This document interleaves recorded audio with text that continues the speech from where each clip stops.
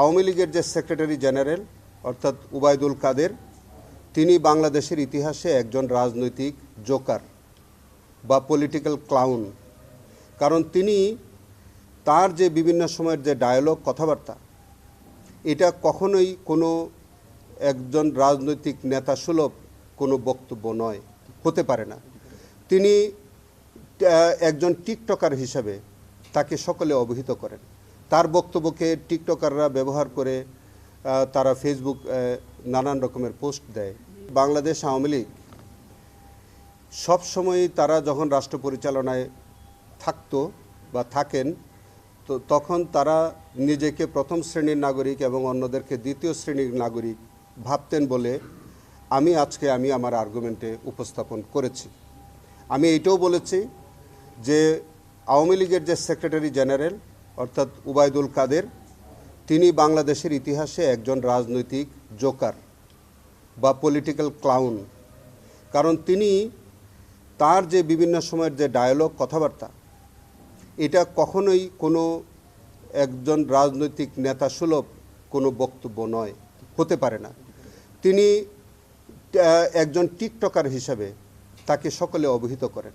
তার বক্তব্যকে টিকটকাররা ব্যবহার করে তারা ফেসবুক নানান রকমের পোস্ট দেয় এবং তার বক্তব্যগুলো এরকম হাস্যকর যে তিনি তার এরকম একটা জোকারকে একটা দলের সাধারণ সম্পাদক করে দলটাকে বিপর্যস্ত করেছেন। এবং শুধু দলকে বিপর্যস্ত না, তার এই দায়িত্বজ্ঞানহীন বক্তব্য, কর্মকাণ্ডের কারণে আজকে সারা বাংলাদেশে 1400 মানুষ শহীদ হয়েছে, 30,000 মানুষের বেশি পঙ্গুত্ব বরণ করেছে, অঙ্গহানি হয়েছে। এবং সেই কারণে এবং এই উবায়দুল কাদেরের যে সহযোগী অন্য যে 6 জন, তারাও কিন্তু এরকমই দায়িত্বজ্ঞানহীন। তারা রাজনৈতিক নেতা অথবা তাদের রাজনৈতিক নেতৃত্বের ছদ্মবরণে প্রকৃতপক্ষে তারা ছিল আসলে দুর্বৃত্তপরায়ণ, তারা ছিল দুর্নীতিবাজ, তারা ছিল দুষ্কৃতিকারী। এবং প্রত্যেকে এই 6 জন তারা মানবতা বিরোধী অপরাধ সংগঠন করেছে। তাদের ব্যক্তিগত দায় আছে, তাদের সুপিরিয়র কমান্ড দায় আছে। সেই কারণে দুইটি দায়েরই আমরা সর্বোচ্চ শাস্তি তাদেরকে আমরা চেয়েছি। তারা সরাসরি অপরাধ করেছে, তারা দায় স্বীকার করেছে, তাদের স্বীকারোক্তি আছে, তাদের বক্তব্যের ভিডিও ফুটেজ আছে এবং প্রত্যক্ষদর্শী সাক্ষী আমাদের শহীদ উসমান হাদি বলেন, মাহিন সরকার বলেন এবং ভিকটিম শহীদদের পরিবারের পক্ষ থেকেও অনেক প্রত্যক্ষদর্শী সাক্ষী তাদের বিরুদ্ধে সরাসরি সাক্ষ্য দিয়েছে। সেই কারণে যেহেতু এই কেসটি প্রসিকিউশন পক্ষ সন্দেহাতীতভাবে প্রমাণ করতে পেরেছে, তাদের দৃষ্টান্তমূলক শাস্তি যদি না হয় তাহলে এইরকম দুর্বৃত্তপরায়ণ রাজনীতিবিদ ভবিষ্যতে আবার জন্ম নেবে। আমরা চাই বাংলাদেশে তাদের মতো এরকম দুষ্কৃতিপরায়ণ রাজনীতিবিদ আর ফিরে না আসে এবং এরকম কোনো ব্যক্তিত্ব যাতে আর বাংলাদেশে কেউ রাজনীতি করতে সাহস না পায়। সেই কারণে তাদের বিরুদ্ধে আমরা দৃষ্টান্তমূলক শাস্তি দাবি করেছি। নতুন সোফা সোয়ান গ্রুপের একটি পণ্য। জাফর ইকবাল সম্পর্কে বলেছি যে তিনি একজন সর্বজন শ্রদ্ধেয় শিক্ষক হিসেবে সবাই তাকে সম্মান করত। যে ব্যক্তি একটি শেখ হাসিনা বলেছে রাজাকারের নাতিপুতি, এই বলে আমাদের সাধারণ ছাত্রছাত্রীদেরকে রাজাকার হিসেবে ট্যাগ দিয়েছে, সেটার প্রতিবাদ স্বরূপ আমাদের সাধারণ ছাত্রছাত্রীরা বলেছে যে রাজাকার কে বলেছে স্বৈরাচার।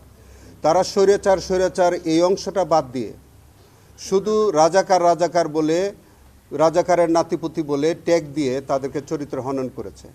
যে সাধারণ ছাত্রছাত্রী যারা একটা ন্যায্য আন্দোলনে ন্যায্য দাবি বাস্তবায়ন করতে গিয়ে তাদেরকে উল্টো একটা মিথ্যা এবং একটা রাজাকারের ট্যাগ দিয়ে তাদেরকে চরিত্র হনন করেছে, সারা দুনিয়াতে তাদেরকে হেয় প্রতিপন্ন করেছে।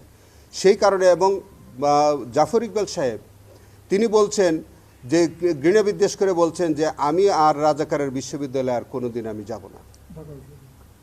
এই যে উনি কথাটা বললেন, এটা উনি তার জ্ঞানপাপী হিসাবে জ্ঞানপাপীর মতো একটা বক্তব্য ছিল। কারণ তিনি বুঝতে পেরেছিলেন যে এখানে কিন্তু তারা রাজাকার এর নাতিপুতি না, তারা ছিল সাধারণ ছাত্রছাত্রী।